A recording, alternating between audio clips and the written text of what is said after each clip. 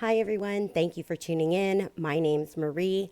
My business, social media handles, website, and YouTube channel are Mareevuitton. In this series, I'm going to give you the short form videos of the most used how-tos in Studio Designer. These videos are the remake of last year's how-to series, but you may have noticed that Studio Designer got a bit of a facelift in 2025. That prompted me to reshoot all these videos to help the new users because the screen is going to look a bit different. Okay, the processes and teachings, my tips and tricks remain the same. But again, I just want to make sure that I reshoot them because of the way that it looks different on screen. Okay, so as always, please leave your feedback and questions in the comment section and be sure to hit the thumbs up button if you found the video useful. Subscribe to stay updated. Now let's dive in. Okay, so I pulled up a balance sheet. I will always direct anybody to pull a balance sheet up first. Okay, and the very first thing that I'm going to look at off top is I'm going to take the total assets and I'm going to look at that. And in this case, it's 273, 862, and 88 cents. Okay. The next thing I do is I make sure that it equals the total liabilities and equity, which in this case, the liabilities are right here. The total equity is right here. And together, it does tie out to the assets for 273, 862, and 88 cents. Okay, that would be the first red flag. Because if that was off, I would stop right there.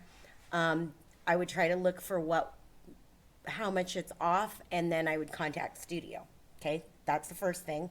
Second thing that I look for is I'm going to take everything in the assets section and I am going to just review them and give them a quick rundown. When I do that, in this case, I can see that there is a negative amount in suspense.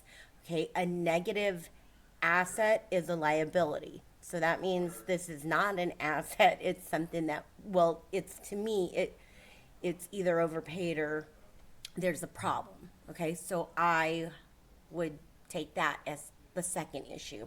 Anything that is negative, it doesn't mean it's wrong, but that's usually a red flag. The only thing I probably wouldn't question that would be a negative in an asset is an accumulated depreciation, okay, or amortization. If you saw that account on here, that means it's, they're amortizing assets.